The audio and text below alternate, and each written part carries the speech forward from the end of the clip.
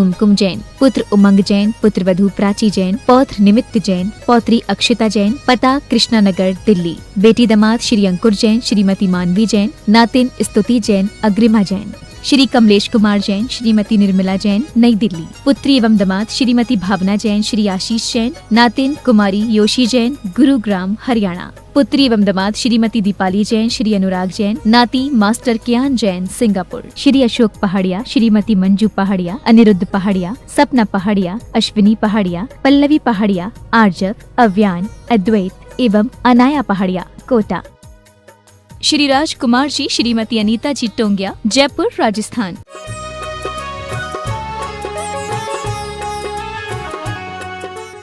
जय श्री ओम नमः शिदेभ्यः, जय श्री ओम नमः शिदेभ्यः, जय श्री ओम नमः शिदेभ्यः। सर्वमंगल मांगल्यम सर्वकल्याणकारकम प्रधानम सर्वधर्माणां जैनम जयतु शासनम, जैनम जयतु शासनम। पंच परमेष्टि भगवान की आचार्य श्री गुरुवर कुंद कुंद महाराज की, आचार्य श्री गुरुवर विद्यासागर महाराज की।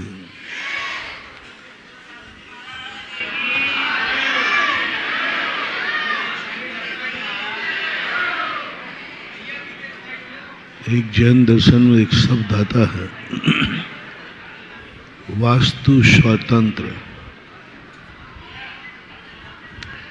इसी नारे को लोकमान्य तिलक ने देश के लिए लगाया था। स्वतंत्रता हमारा जन्म सिद्ध अधिकार है। इसको लोग समझ नहीं पा रहे हैं। स्वतंत्रता स्वच्छंदता में बदलती जा रही है और आप लोग एक ही बात कहते हैं, हम तो स्वतंत्र हैं, हम किसी के अंडर में नहीं चल सकते, हमारे ऊपर किसी का कुछ नहीं, हम स्वतंत्र हैं। पूज्यवर समंत भद्र महाराज ने स्वतंत्रता की परिभाषा बनाई, जो कभी अपनी इच्छाओं के अनुसार नहीं चलता है, उसी का नाम स्वतंत्रता है। जो अपने मन के अनुसार नहीं चलता है, उसी का नाम स्वतंत्रता है। जो अपने अनुभव से नहीं चलता है, उसी का नाम स्वतंत्रता है। बहुत बड़ी बात कही। अपना अभी दैनिक प्रश्नों की श्रृंखला में चल रहा है, उस कमजोरी पर प्रहार किया जा रहा है, जो कमजोरी हमारे रोम रोम में समाई हुई है। हमें ऐसा पता नहीं किसने संस्कार दे दिया है, लगता है जो व्यक्ति अपनी मर्जी से जीना चाहता है, या तो वो पशु पर्याय से आया है या पशु पर्याय में जाने की तैयारी कर रहा है। मैंने एक दिन कहा था, जब तुम्हारे मन में ऐसा भाव आवे कि मैं जो चाहूं हो जाए, नियम से उस समय तुम पशु बन चुके हो। पशु का संस्कार तुम्हारे अंदर जाग गया है। तुम अपनी जिंदगी को इतना निरंकुश बनाना चाहते हो, तुम अपनी जिंदगी में वह सब कुछ पाना चाहते हो जो तुम्हारी इच्छा है। यही तुम्हारे विनाश का कारण है। कल अपना प्रसंग चला था, वरदान देने वाले, बहुत बड़े डिटेल में बताया था। यदि तुम्हें किसी अपने व्यक्ति से प्यार है, वरदान कभी छोटा नहीं देता, बड़ा देता है। और दान बड़ा नहीं देता, छोटा देता है। रिपीट कर रहा हूं, वरदान हमेशा बड़े लोग देते हैं और दान सदा छोटे लोग देते हैं। बड़े लोग वरदान देते हैं। जब बड़े लोग हमें कोई चीज देवें तो उसको दान नहीं मानना, वरदान मानना। क्योंकि बड़े लोगों को स्पष्ट रूप से कहा है वे छोटे लोगों को कोई दान न देवें, और बड़े लोगों से दान लेना बर्बादी का कारण है। दान लेना, बड़े लोगों से कोई भी चीज दान में मत लेना, कोई भी चीज मत। बड़े लोगों से कोई भी चीज मत लिया करो दान में। महाराज यदि तुम्हें कुछ भी दे कि लो मैं तुम्हें ये चीज दान में देता हूं, ये चश्मा दान में देता हूं, ये पेंसिल दान में देता हूं, मत लेना महानुभाव। बड़े लोगों का दान और मृत्यु के उपलक्ष्य में लिया हुआ दान हमारी जिंदगी को बहुत नकारात्मक बना देता है।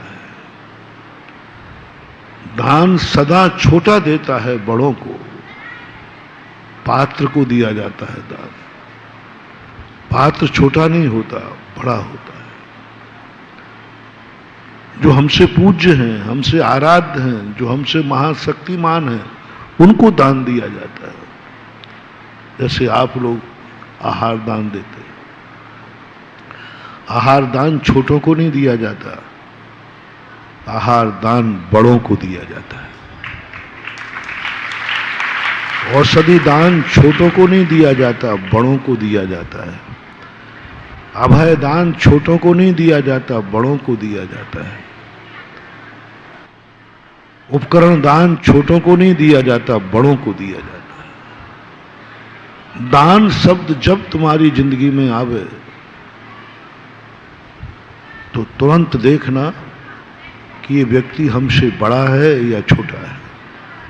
चाहे वो माता पिता हो, माता पिता के हाथ से कभी दान मत लेना। माता पिता तुम्हें कहें कि लो मैं ये मकान तुम्हें दान में देते हैं, ये मकान तुम्हारे लिए दिया जाता है, भूल कर मत रहना महानुभाव। सड़क पर सो जाना, लेकिन पिताजी के दिए हुए दान के मकान में मत रहना। दान में नहीं लेना, दान में नहीं लेना। पिताजी कहे लो मैं तुम्हें ये दुकान दान में देता हूं, नहीं लेना। पिताजी कहें लो ये सोने की मोहर दान में लेता हूं, मत लेना। क्योंकि वो तुमसे बड़े हैं कि छोटे हैं, बड़ों से दान नहीं लेना।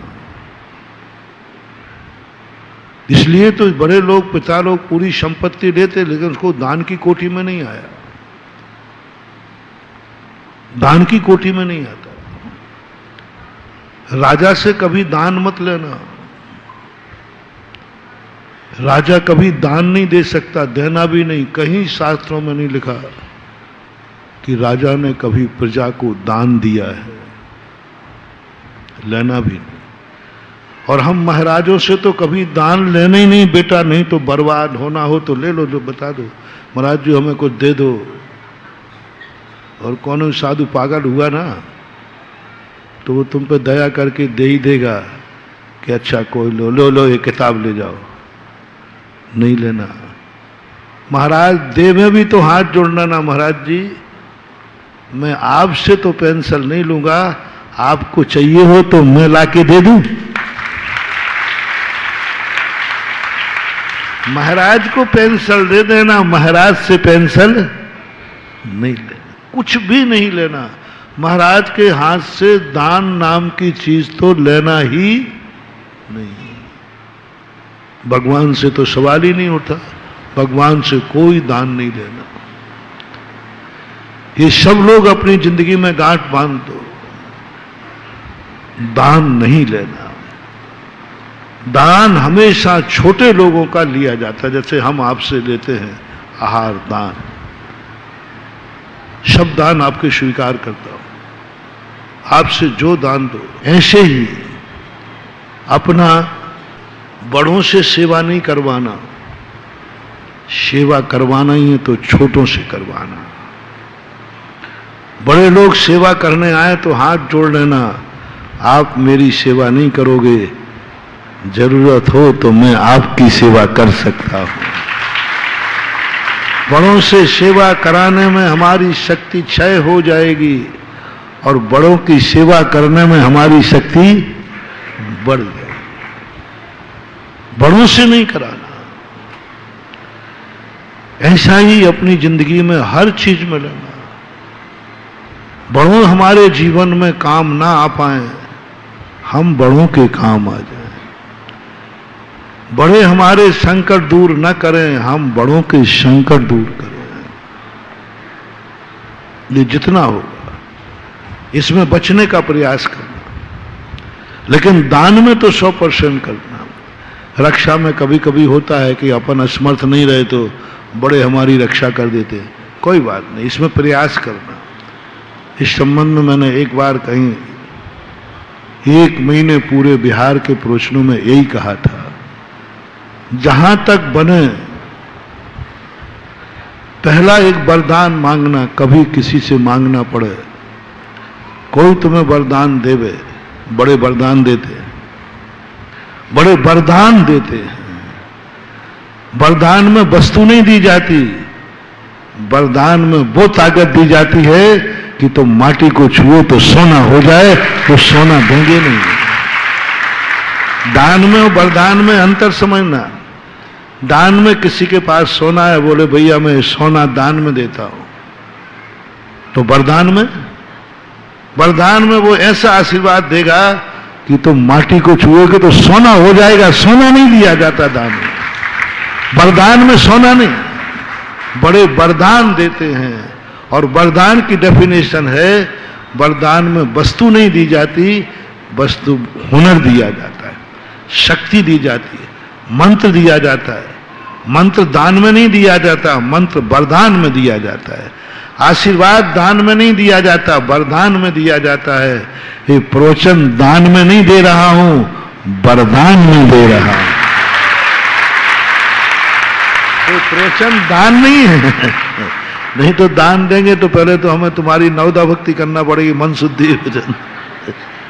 दान नहीं दे रहा हूं महानुभाव, वरदान दे रहा हूं। दान में कोई, वरदान में कोई वस्तु नहीं दी जाती, सबसे बड़ा ध्यान रखना। और दान में वस्तु दी जाती है, और बड़े लोग वस्तु नहीं देते हैं, हुनर देते हैं, ताकत देते हैं, शक्तियां देते हैं, मार्ग देते हैं, रास्ता बताते हैं। ये सब वरदान के अंतर्गत। कभी कोई वरदान देवे, तुम्हारे बड़े लोग, माता पिता, गुरुजन, एक ही बात वरदान मांगना, बस मेरे गार्जियन मुझे कभी अपनी जिंदगी में बड़ों का सहारा ना लेना पड़े, यह वरदान दे दो।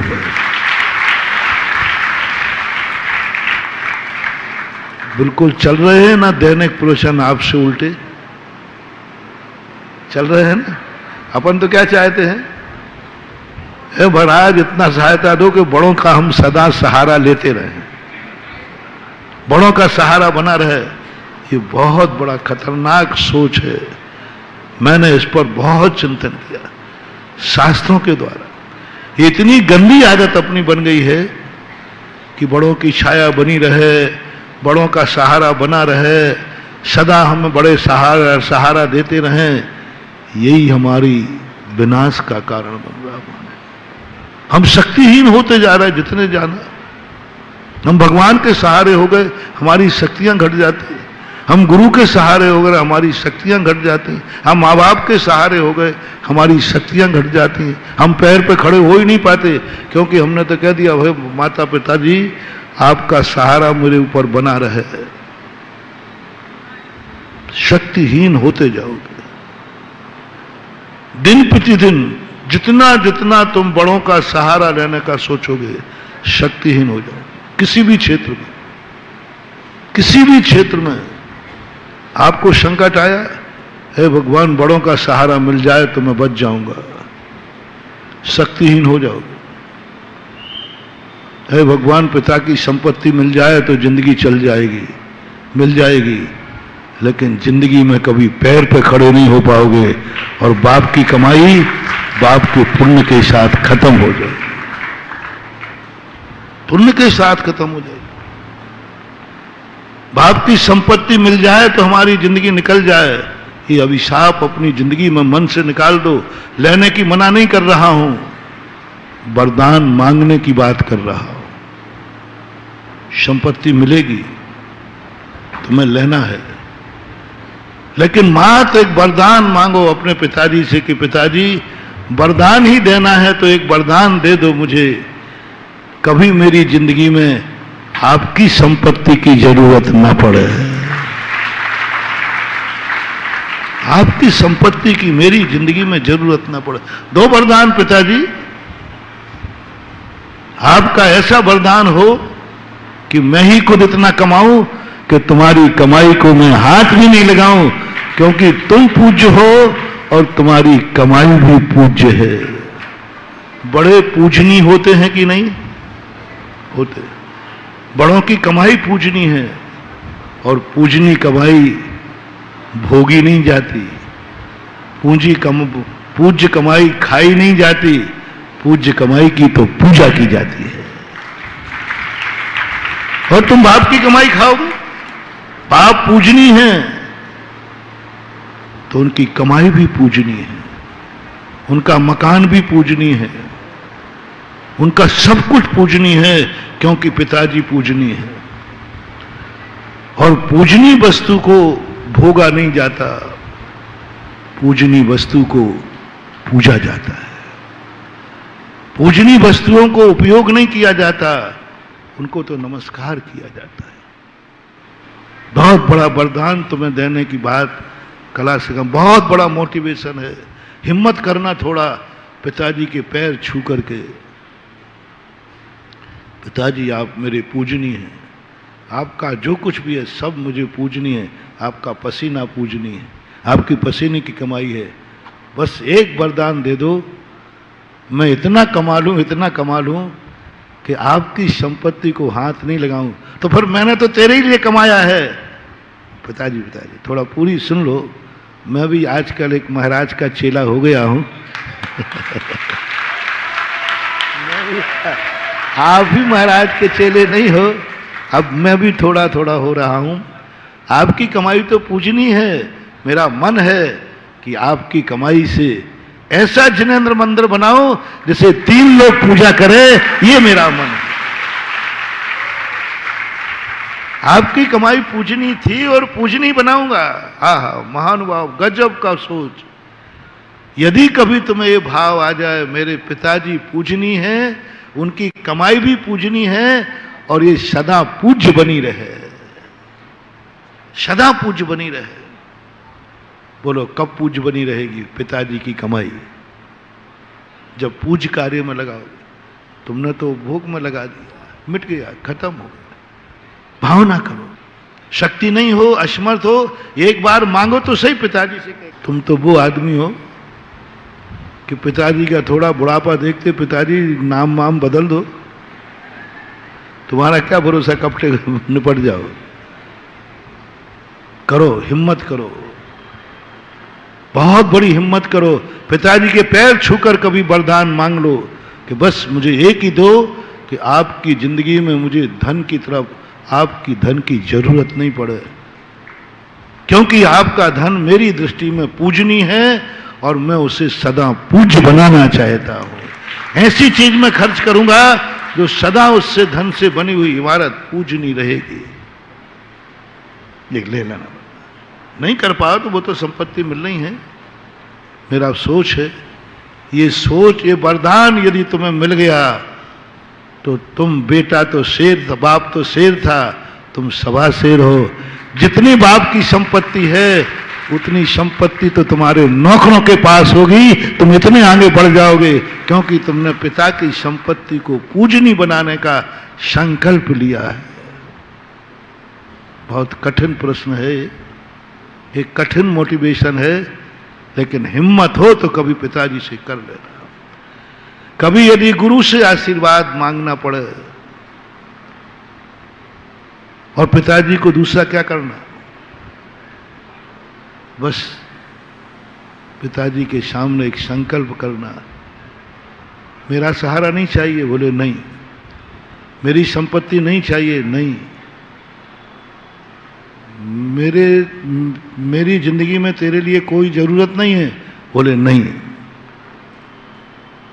मेरी कोई जरूरत नहीं, मेरे से कुछ नहीं चाहिए, नहीं, मुझे एक वरदान दो, मेरी पूरी जिंदगी का एक एक क्षण मैं तुम्हारे लिए दे सकूं, मैं तुम्हारी रक्षा कर सकूं, मैं तुम्हारा सहारा बन सकूं। बोलो, पिता के बड़े होने पर पिता तुम्हारा सहारा बने कि तुम पिता के सहारा बनो, ठीक क्या है? पिता तुम्हारा सहारा बने कि तुम पिता के सहारा बनो? तुम तो कह रहे हो पिता सहारा दो, शराबी कहीं का, ये शराबी है। शराबी बेटा जब नाली में गिरता है तो उस उम्र में जब पिता को सहारे की जरूरत थी, पिता बेटे को नाली में से उठाकर सहारा देकर घर ला रहा है। ये सौभाग्य की बात कि दुर्भाग्य की बात? पिता बुढ़ापे में, जिस समय उसको सहारे की जरूरत है, बेटा ऐसा निकम्मा निकला कि पिता जाकर बेटे को नाली से उठाकर पकड़ करके घर ला रहे हैं सहारा दे करके। जब पिता बेटे को सहारा देकर घर लाए, बड़े होने के बाद, बालक में नहीं, सारी दुनिया तुझे धिक्कारेगी, सारी दुनिया की नकारात्मक दृष्टि तेरे लिए विनाशकारी हो जाएगी। बड़े होने के बाद तुम्हें यदि पिता सहारा दे करके ला रहे हैं, बीमारी हाली को छोड़ देना, असमर्थ को छोड़ देना, बालक को छोड़ देना, तुम सब कुछ ठीक हो, और पिता को सहारा देकर लाना पड़ रहा है, महानुभाव गलती मत कर देना। सारे ब्रह्मांड की शक्तियां तुझे अभिशाप देगी। इस उम्र में पिता सहारा दे रहा है तुझे। अरे ये उम्र तो वो थी जो पिता को तू सहारा देकर लाता है। दो व्यक्ति आ रहे हैं, दो वृद्ध मंदिर आ रहे हैं, दो व्यक्ति रास्ते में चल रहे हैं। एक वृद्ध बेटे को सहारा देकर मंदिर ला रहा है, घर ला रहा है, और एक पिताजी को सहारा देकर बेटा घर ला रहा है। तुम ही बताओ, दोनों में से अच्छा कौन लग रहा है? एक बेटा अपने माँ बाप को सहारा दे करके घर ला रहा है, चारों तरफ जय जयकार, वाह क्या बेटा है, क्या बेटा है, पिताजी को सहारा दे करके ला रहा है, चारों तरफ जय जयकार। और महाराज टकरा गए तो वो भी कहते हैं, वाह बेटा, पिताजी को सहारा दे के ला रहे हो, तेरा जीवन धन्य हो जा। जिसने पिताजी को सहारा दिया है उसे किसी के सहारे की जरूरत नहीं पड़ेगी, ये वरदान तुझे मिल जाएगा, क्योंकि तूने पूज्य पुरुष को सहारा दिया है। और वो व्यक्ति, पूज्य पुरुष, एक लड़के को नशे में पड़ा था, उसको उठाकर बोले, पिताजी क्या है बात? बोले, ये बेटा है, रात में थोड़ी ज़्यादा पी ली थी, पता चला कि नाली में पड़ा है, और वो सहारा देकर घर ला रहा है। बोलो, क्या अभिशाप मिलेगा? पिता बेटे को सहारा दे रहा है। होश में आओ। कल परसों हमने बेटे की बात कही थी, आज अपनी जिंदगी में एक नियम ले लेना, ऐसा कृत्य कभी मत करना कि बाप को तुम्हें सहारा देना पड़े। हर क्षेत्र में बस एक साधना करो, एक तपस्या करो, बाप का सहारा नहीं चाहिए, बाप का सहारा बनकर के जीऊंगा। कमाने के बाद बाप से पैसा नहीं चाहिए, हमारी कमाई बाप की गोदी में जाएगी। बड़े होने के बाद, शादी के बाद में माँ के हाथ की रोटी खाना, पिता से खर्चा लेना, ये तुम्हारे जन्म जन्म की दरिद्रता का निमंत्रण है। जन्म जन्म की दरिद्रता का निमंत्रण है। शादी हो गई, बहू घर में आ गई और फिर भी तुम माँ के हाथ की रोटी खा रहे हो। माँ तुम्हारे कपड़े धो रही है, माँ तुम्हारे लिए रोटी बना रही है, माँ तुम्हारे कमरे में झाड़ू लगा रही है। महानुभाव, गलती मत कर देना। हर बच्चे को शादी होने के पहले अपनी पत्नी को कह देना, बस मुझे कुछ नहीं चाहिए, तेरे घर में आने के बाद मैं माँ को चूल्हे पर नहीं बैठने दूंगा, कपड़े धोने के लिए बाथरूम में नहीं जाने दूंगा। चिल्लाते हो तो माँ मेरे कपड़े में प्रेस हो गया कि नहीं, माँ चाय बन गई कि नहीं, माँ बोल। घर में जाते ही, बहुत बदमाश लोग हो तुम लोग, पत्नी को नहीं चिल्लाते घर में जाके, चिल्लाओगे तो वो ठिकाना लगा देगी। मम्मी यदि बेचारी सीधी सादी मोही, माँ चाय है, माँ पानी दे दो, माँ रोटी दे दो, माँ भाई मोरे कपड़े धुल गए कि नहीं। अरे माँ है रे, नौकरानी नहीं है, पूजा करो, उससे कपड़े मत धुलवाओ, अब उसके कपड़े धो। वो भोजन नहीं बनाएगी, तुम भोजन बनाओगे। तुमने भोजन खाया है 25 साल उसकी बनी रोटी का, तो 25 साल तुम्हारी पत्नी बना के खिलाए, और पत्नी यदि मैम साहब हो तो तुम बना के खिलाओ, लेकिन माँ रोटी नहीं बनाएगी, पिता रोटी नहीं। बड़े होने के हाथ माँ की बनी रोटी खाना अभिशाप है। माँ पूजनी है, और पूज्य व्यक्ति छोटों की सेवा नहीं करता।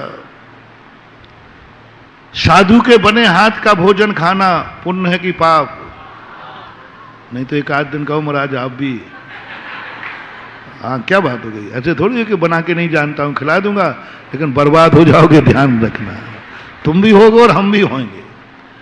माँ बाप से नहीं, माँ बाप अब आप मेरी सेवा नहीं करेंगे, आप रोटी नहीं बनाएंगे, आपके लिए हम बनाएंगे। आप मेरे कपड़े नहीं धोएंगे, आपके कपड़े मैं धोऊंगा। माँ, पिताजी आप मेरे लिए नहीं कमाएंगे, अब मैं आपके लिए कमाऊंगा। यदि पिता आजकल कह देता भैया आजकल मैंने कमाना बंद कर दिया, पिताजी के सुनना कौन से अभिशाप होते। कभी आजकल पिताजी अपने बेटों को बहुत अभिशाप दे रहे हैं, बहुत जम की बेइज्जती कर रहे हैं, जितनी बेइज्जती कर सकते हैं। बेटे समझ नहीं पा रहे, बेटा इसे अच्छा समझ रहे हैं। बेटा ये समझ रहा है कि मेरे बाप मेरी इतनी चलती है कि मेरे बाप मेरे से पूछे बिना कलश नहीं ले सकता। कॉलर ऊंची करते हो आप, देखा मेरी इतनी चलती है मेरी कि बाप भी मेरे पूछे बिना। ये बहुत बड़ा अभिशाप ले रहे हो आप। यदि मेरा भक्त है तो मैं आज सारी दुनिया से कहना चाहूंगा, यदि पिताजी कभी सुनना गौर से, जब कोई चंदा मांगने आवे, कोई दान की बात आवे, कोई किसी कार्यक्रम में बोली लग रही हो और पिताजी ने कमाना छोड़ दिया है, यदि वो ये कह रहे हो भैया आजकल हमने तो दुकान पर बैठना बंद कर दिया है, व्यापार करना बंद कर दिया, अब तो बच्चे कमाते हैं, कुछ लेना देना है तो बच्चों से पूछ लो, और मैं भी बच्चों से पूछ लूं। अभिशाप, पिता के मुख से ये शब्द निकल गया कि बच्चों से पूछ लो। आजकल मैंने कमाना बंद कर दिया है, अब मैं क्या करूं। उस घर में एक ना एक दिन खाने के लाले पड़ेंगे, ये बाप का अभिशाप है। नहीं समझ पाए तुम। सासू ने कह दिया बहू से, अरे भाई अब बहू आ गई है उससे पूछ लो। बहू का अभिशाप, एक एक कौड़ी को मोहताज हो जाएगी तुम। ये सासू का अभिशाप है, ये सासू का अभिशाप है, ये बाप का अभिशाप है।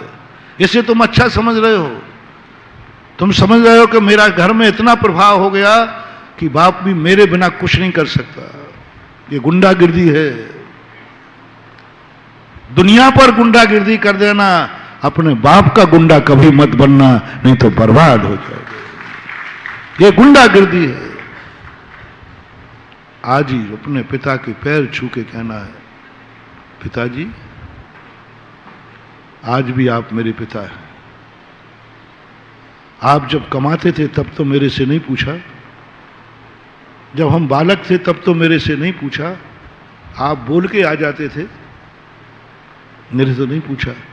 बोला बेटा अब आजकल मैंने कमाना बंद कर दिया है, आपने कमाना बंद किया है, मैं आपका ओरिजिनल खून हूं कि नहीं, ओरिजिनल बेटा हूं कि नहीं। बोले बेटा ये कैसी बात कर रहा है, ओरिजिनल बेटा हूं ना। जब ओरिजिनल बेटा हूं तो तुम जब कमाते थे जितना अधिकार था, आज भी मेरी कमाई पर भी आपका उतना ही अधिकार है। मेरे पर अधिकार है तो मेरी कमाई पर अधिकार है। मैं आपका बेटा हूं तो बेटे की हर कमाई, आपका पिता का अधिकार आप पे है कि नहीं, तो आपकी हर कमाई पर अधिकार पिता का होना चाहिए। आज भी वही हो पिताजी, आप बोल के आइए। ये शब्द मत बोलना, ये शब्द यदि महाराज के सामने बोल दिया तो महाराज के सामने हमारी धुल गई, समझ लेंगे इसका छोकरा गुंडा है जो बाप को थर थर कपाता है, बार बाप से बेटा, बाप बेटे से कांप रहा है, बेटे डर रहे। और बेटा कहते हैं अपने दोस्तों में, यार दोस्त मेरे घर में ऐसी चलती है कि मेरा बाप भी मेरे बिना पत्ता नहीं हिला सकता। ये गुंडागिर्दी को कभी अपने घर में, अपने दिमाग में नहीं आने देना। पिता से कहो मेरी हर संपत्ति आपकी है और उतना ही अधिकार है जितना आपकी अपनी कमाई पे अधिकार था। कभी किसी के सामने पिताजी इतनी बेइज्जती मुझे मत कराना, जूते मार लेना, निकालना हो तो घर से निकाल देना, लेकिन समाज के सामने ये मत कहना बेटे से पूछ लो, मैंने कमाना बंद कर दिया है। ये शब्द मत बोलना, ये घर की इज्जत है, घर की नाक है। और ये यदि पिताजी के पास अधिकार हो गया और पिताजी ने यदि कह दिया, किसी ने कमेंट कहा साहब कुछ बोली ले लो,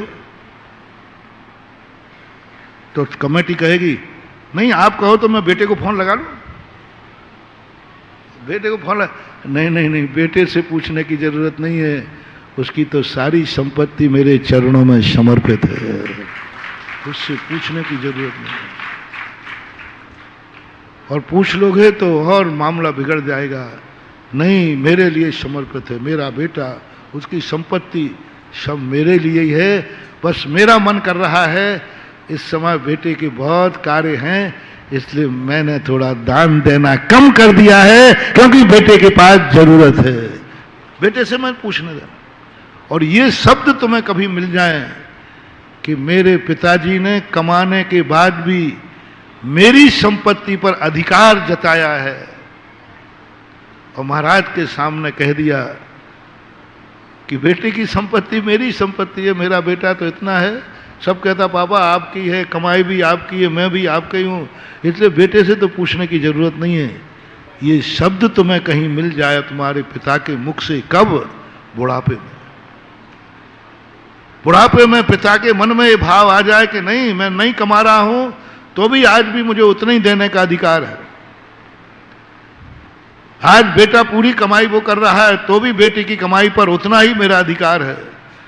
यदि पिता के मुख से कभी ये दुआ निकल जाए, जाओ तुम एक दिन चक्रवर्ती जैसे सम्मान पाओगे, किमिक्षक शक्तियों के भंडार पा जाओगे, क्योंकि तुमने माँ बाप को किमिक्षक कर दिया अपनी शक्ति पर, अपनी संपत्ति माँ बाप के हवाले कर दी। कितने माँ बाप हैं जो अपनी सारी कमाई बेटे के हवाले करते हैं? कितने बेटे हैं जो माँ बाप अपने मकान बेटों के नाम खरीद लेते हैं?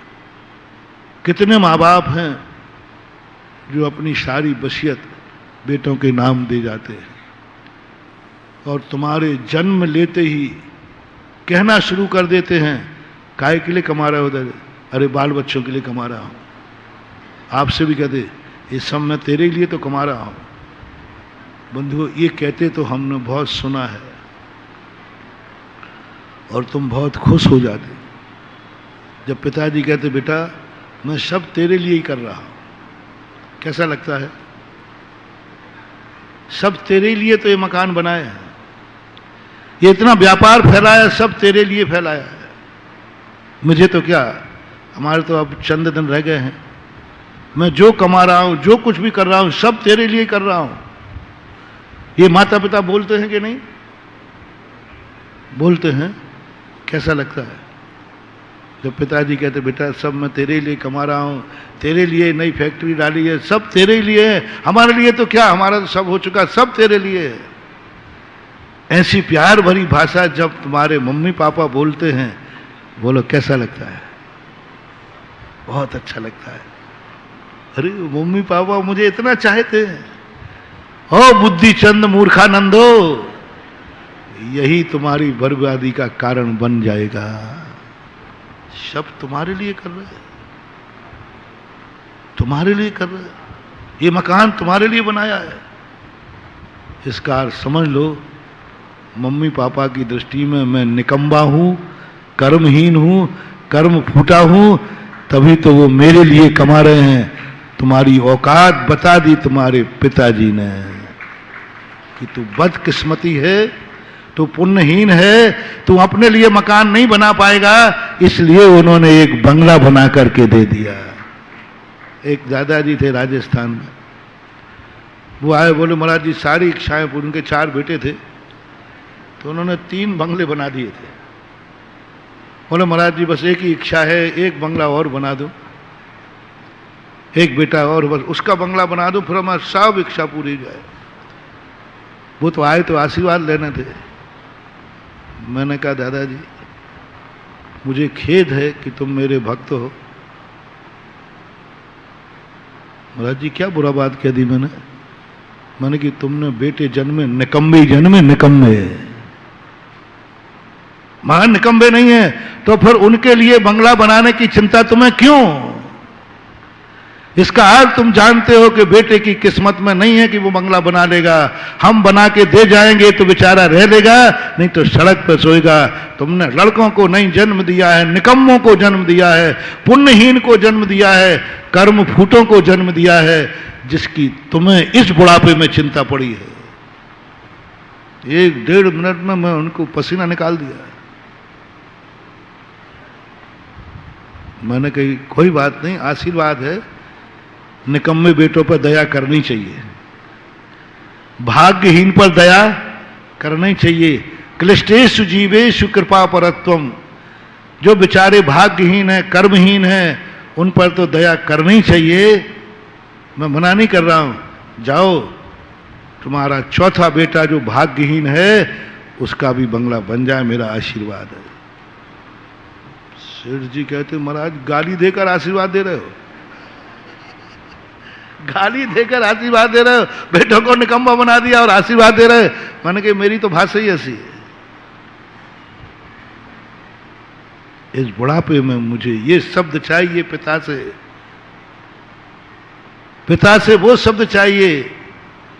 महाराज जी ऐसे बेटे जन्मे हैं, मुझे कुछ भी सोचने की जरूरत नहीं है। हम क्या बंगला बना के देंगे, मेरे बेटों में इतनी हुनर है कि वे खुद हवेली बना देंगे, मुझे उनकी कोई चिंता नहीं करना।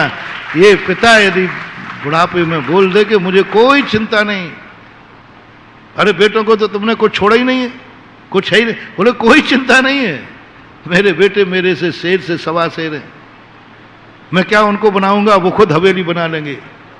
यदि पिता इतना निश्चिंत हो जाए, जाओ तुम्हें पिता का वरदान ऐसा मिलेगा कि तुम्हें जिंदगी में कभी किसी का सहारा लेना नहीं पड़ेगा। और पिता मरते समय कहे कि अरे अभी मैंने बेटों को ये नहीं कर पाया, ये नहीं कर पाया, तो हाथ जोड़ के कह देना पिताजी कभी आप मेरे लिए कुछ मत करना।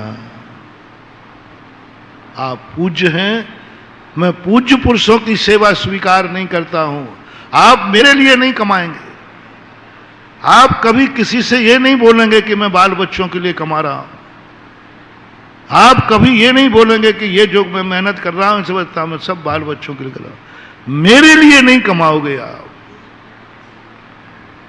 कमाओ आप, आपकी मर्जी में रोक नहीं सकता, लेकिन मेरे लिए नहीं कमाओगे, मेरे लिए मकान नहीं बनाओगे, मेरे लिए आप कुछ नहीं करेंगे, ठीक है, आप बाद में मेरे लिए मत कमाना, बाद में आप जो देंगे मैं प्रसाद मान के ले लूंगा, लेकिन मेरे लिए मत कमाना। मेरे नाम से, पिता की कमाई से कोई जमीन प्लाट अपने नाम मत करवाना। पिताजी कहें बेटा मैंने एक मकान तेरे नाम, पिताजी कमाई किसकी है? बोले मेरी कमाई है। पिताजी हाथ जोड़ता हो, आपकी कमाई का प्लाट मेरे नाम नहीं, आप अपने नाम से खरीदिए और बाद में भली तुम चाहो तो मुझे दे दीजिए, लेकिन मैं तुम्हारी कमाई पे नहीं, आश्रय पे नहीं रहूंगा। आज सब कुछ उल्टा हो रहा है। आप मेरी कमाई के मालिक हैं, हम आपके मकान में जन्मे हैं। हमारा एक नारा है अच्छे बेटों का, पिताजी के मकान में तुम्हारा जन्म हुआ है, मां का जन्म, मां के मकान में तुम्हारा जन्म हुआ है, संकल्प करो मेरे मकान में मम्मी पापा का मरण होगा। जन्म तुमने कहां लिया है? मां बाप के मकान में।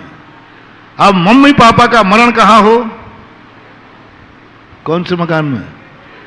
बेटे के मकान में मरण हो कि मम्मी पापा मैंने जन्म आपके मकान में लिया है, अब मैंने मकान बनाया है आपके लिए, आप मेरे मकान में अंतिम श्वास छोड़ोगे। और जिसके बेटे के मकान में माँ बाप की अंतिम श्वास छूटती है, उस बेटे को कभी अल्पायु नहीं मिलती, अकाल मौत नहीं होती, क्योंकि बेटे के मकान में उसकी मौत हुई। ये परस्पर उपग्रह है। अब माता मम्मी पापा आप रोटी नहीं खा बनाओगे, मैं बना के खिलाऊंगा। आप मेरे खाने के पहले, मेरे खिलाने के बाद में आप भोजन करती थी। कितने माँ बाप हैं जो बेटे के भोजन कराने के बाद भोजन करती हैं? आप लोग बेटे को खिला करके भोजन करती हैं या पहले ही अपनी डकार जाती हैं? हाँ? आशा रानी कह रही हैं कि नहीं, बेटे को खिला। माँ है ना, अच्छी माँ है। कितने परसेंट ये मान लो? कितने परसेंट मान लो? 100 पक्का है। हमें भारत के माता पिताओं पर विश्वास है। चलो 99%, 1% बट्टा खाते डालता हूं। कितने बेटे हैं जो बड़े होने के बाद मम्मी पापा के भोजन के बाद भोजन करते हैं? मम्मी पापा को चाय पिलाने के बाद चाय पीते, मम्मी पापा को भोजन कराने के बाद भोजन करते हैं, मम्मी पापा के सोने के बाद सोते हैं। कितने माता पिता हैं जो बेटा बिटिया को सुला करके सोते हैं? और कितने बेटे हैं जो मम्मी पापा को सुला करके सोते हैं? कितने परसेंट बेटे हैं जिनका ये नियम है कि मम्मी पापा जब भोजन कर लेंगे उसके बाद हम भोजन करेंगे? अभी बेटों से पूछ रहा हूं, नियम बताओ कितने परसेंट मान लो? 1%? बहुत मुश्किल है, बहुत मुश्किल है। मम्मी तो उठ ही नहीं पाती, उसके पहले तुम डकार लेते हो। मां का वह ऋण जो तुम्हें पिलाने के बाद, तुम्हें खिलाने के बाद खाती थी, अब सही है कि आज हर व्यक्ति को नियम लेना है कि हम घर में हैं तो मम्मी पापा के भोजन करने के बाद भोजन करेंगे। समझ लेना, अब तुम बड़े होने के बाद मम्मी पापा के पहले तुमने भोजन किया तो इतना ही बड़ा पाप है कि तुमने महाराज के आहार कराने के पहले अपने डकार करके भोजन करके कर रहे हो। महाराज को आहार कराने के बाद कराए जाते कि पहले? शास्त्र में तो यही लिखा है, पहले मुनि को दे फिर निज करई आहार। स्वयं कुछ भी नहीं खाता, पहले महाराज को देता है, पहले महाराज को देता है। महाराज जी बाद में कहने में क्या बात है? हम खा पी लेंगे बाद में नहीं। खाने के बाद जो आहार दिया जाता है वो भिखारी को दिया जाता है, और खाने के पहले जो आहार दिया जाता है वो साधु को दिया जाता है। खाने के बाद तुमने आहार दिया, तुमने बहुत बड़ा पाप किया। एक साधु को तुमने भिखारी समझ रखा है। बचा हुआ धन, बचा हुआ भोजन, बचा हुआ समय भिखारी को दिया जाता है। यहां एक बोर्ड पर लिखा है, कल पढ़ा था मैं, ये जो बोर्ड लगा ना, ये हमारी वाक्य लिखा है सर, लिखा है ना नीचे, बचा हुआ समय। आप लोग एक बहुत बड़ी गलती करते हो। हाँ महाराज जी, समय रहेगा तो आ जाऊंगा। समय क्या तुमने भिखारी समझ रखा है मंदिर को? समय रहे महाराज जी, देखो समय नहीं मिलता, समय बचेगा तो मंदिर जरूर जाऊंगा। समय बचेगा तो मैं महाराज जी प्रवचन सुनने आऊंगा। समय बचेगा तो मैं माला फेर लूंगा। महाराज मत फेरना रे, ये भिखारियों का दरवाजा नहीं है जो समय बचने के बाद, समय बचने के बाद, समय रहेगा तो कर लूंगा, मत करना। मंदिर आओ, समय बचने के पहले, बाद में नहीं। समय, पहला समय मंदिर का होगा, बाद में दुनिया का हो।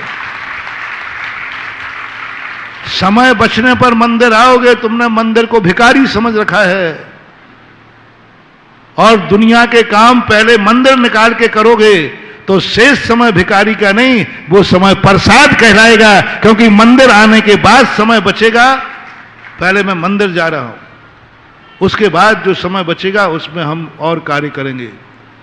तो मंदिर से लौट करके जो समय बचा है वो प्रसाद हो गया, और घर के कार्य निपटा करके मंदिर गए तो तुमने मंदिर को भिखारी समझ रखा है। कभी मत जाना। शाम को मंदिर जाने की मनाही नहीं, वो कभी बताऊंगा, लेकिन सुबह नहीं जा पाए तो शाम को चले जाऊंगा, कोई टाइम ही नहीं मिला, जाना ही मत। मंदिर का इतना अपमान मत करो, समय मिलेगा तो चला जाऊंगा। मंदिर का वो सम्मान करो, समय मिलेगा तो चला जाऊंगा। अरे समय निकाल करके मंदिर जाऊंगा। दुनिया के कामों को समय बचे या नहीं बचे, मेरे मंदिर का नियम है। चक्रवर्ती ने जब कहा कि राजन इतने सारे लोग, बोले नहीं, बचा हुआ समय भगवान को नहीं, पहला समय भगवान को है और बचा हुआ समय संसार को है। बचा हुआ समय, समय में भी प्रातः काल क्यों मंदिर बुलाया जाता है? प्रातः काल ही तुम अभिषेक पूजन क्यों करते हो? दोपहर में कर लो, शाम को कर लो, क्या फर्क पड़ता है? नहीं, ये बताना चाहते भगवान, आप मेरे त्रिलोक पूज्य हैं। सबसे पहले आपके लिए समय है मेरी जिंदगी में, सबसे पहले मंदिर के समय है, अभिषेक का समय है, पूजन का समय है, बाद में बचेगा तो संसार के लिए समय है। ये सम्यक दर्शन की निशानी है। सम्यक दृष्टि धर्म को पहले समय निकालता। ऐसे ही धन, आप लोग क्या कहते हो महाराज जी, वो देना तो है दान, वो 31 मार्च के बाद बचेगा तो सारे खर्चा पानी सब हिसाब लगा लूं कि इतना पैसा है, ये खर्चा, ये खर्चा, ये खर्चा, ये खर्चा, हाँ फिर महाराज बच रहा है 10 लाख बच रहे हैं, मत देना। भिखारी नहीं है ये धर्म, धर्म भिखारी नहीं है। सारे खर्चों के हिसाब लगाने के बाद जाकर के दान देते हो, वो भिखारी का दान है। और एक पाप और लगेगा, धर्म को भिखारी बना रखा तुमने। जो देना है, पहला हमने जो कमाया है सबसे पहले मैं दान का निकालूंगा, जो बचेगा उससे खर्चा चलाऊंगा, वो प्रसाद है। कभी अपने से बड़ों को थकाना मत। तुम्हारे इतने कारनामों से कहीं वो थक ना जाए, कहीं वो मौन ना ले लेवें, कहीं तुम्हें पूरी छूट ना दे देवें। दूसरा मोटिवेशन दे रहा हूं कि मिक्षिक वरदान के अंतर्गत ही है। तुम्हारे कारनामों से कहीं तुम्हारे माता पिता ने, तुम्हारे गुरुजनों ने मौन तो नहीं ले लिया है, कभी उनको मौन मत लेने देना। बड़े आदमियों का बोलना हितकारी है, उनका मौन रहना अभिशाप है। मां बाप ने मौन ले लिया हमसे, अब वो बोलना ही बंद कर दिया। यदि 1,00,000 गालियां तुम्हें मिले तो भी कोई परवाह मत करना, लेकिन कहीं मम्मी पापा तुमसे मौन 1 मिनट का ना ले रहे, इसका ध्यान रखना। यदि दुश्मन तुम्हें 1,00,000 गालियां दे देवे ना, तो मत सोचना कि तुम्हारा कुछ बिगाड़ हो जाएगा, मत सोचना कि तुम्हें बद्दुआ हो जाएगी। लेकिन माँ बाप ने 1 मिनट का मौन ले लिया, तुम बोल रहे हो, वो बोल ही नहीं, ये गलती मत कर देना। 1 मिनट का मौन यानी तुमने ऐसा काला काम किया है कि मम्मी पापा बोलना भी अब पसंद नहीं कर रहे हैं। कम से कम इतना गंदा काम मत करना कि मम्मी पापा को मौन लेना पड़े। वो थक गए, मैं तो थक गया हूं, अब उसको जो दिखाए सो करे,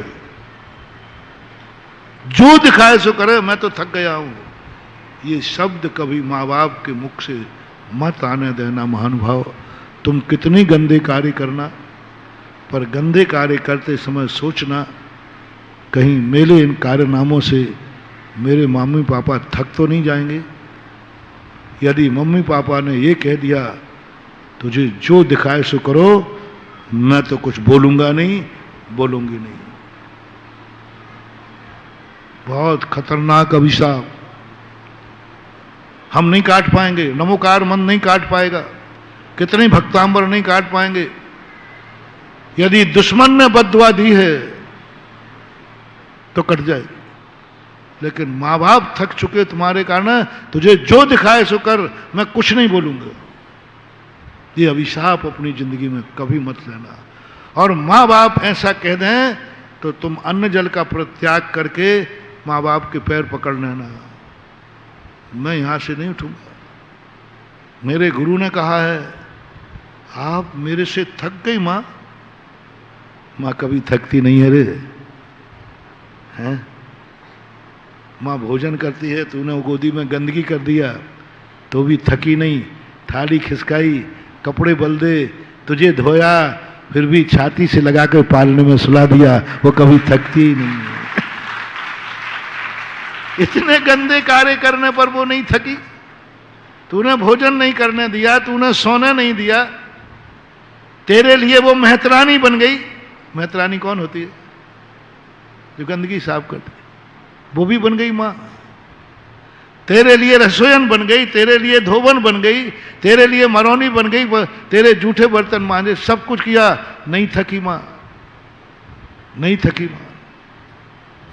और आज माँ ने क्या कह दिया, मैं तो थक गई तेरे से, तुझे जो दिखाए सो करो। महानुभाव, एक कदम भी उठना मत, पैर पकड़ लेना, ये अभिशाप लेके कभी 1 मिनट भी जिंदा मत रहना।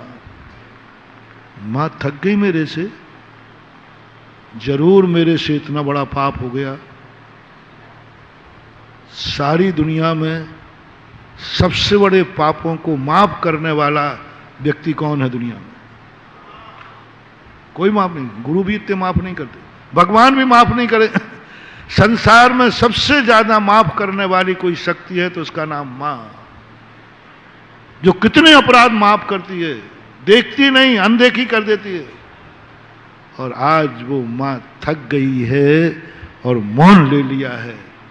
मोटिवेशन, आज हर मां व्यक्ति को ये ध्यान रखना है, कहीं तुम्हारे काले कारनामों से माँ बाप तो नहीं थक गए। पिताजी ने मौन तो नहीं ले लिया है। लोग कह रहे हैं पिताजी आपका बेटा, उसको जो करना है करने दो, मुझे कोई मतलब नहीं पड़ा, मैं उसके लिए मर गया और वो मेरे लिए मर गया, खत्म। ये शब्द भी कई बार होते हैं कि नहीं, मैं तेरे लिए मर गया और तू, ये वरदान नहीं है, ये अभिशाप इतना है कि 100 भवों तक अनाथ होगा, अनाथ। क्योंकि माँ बाप ने कह दिया तू मेरे लिए मर गया, मैं तेरे लिए। अरे माँ बाप तो वो हैं जो बेटे को बचाने के लिए स्वयं मर जाते हैं। प्रीत्यात्म वीर मविचार्य मृगी मृगेंद्रम ना भेति किम निज शिशो, वो है। और आज वो कह रहा कि तू मेरे लिए मर गया, मैं तेरे लिए मर गया। अपनी जिंदगी में मैं भूल गया समय कि आपको समय देना है, बच्चों का भी है 10-15 मिनट का। आज का जो किमिक्षक वरदान के ऊपर जो चर्चाएं चल रही हैं उसके प्रसंग में आज कहा, आज खनिया धाना के बच्चे, बस इनको भी बच्चों को की भूमिका बनाई थी कि हे बच्चों, कभी बस एक बच्चों से वरदान देता हूँ कि बच्चों तुम्हें कभी मेरी कृपांक की जरूरत न पड़े।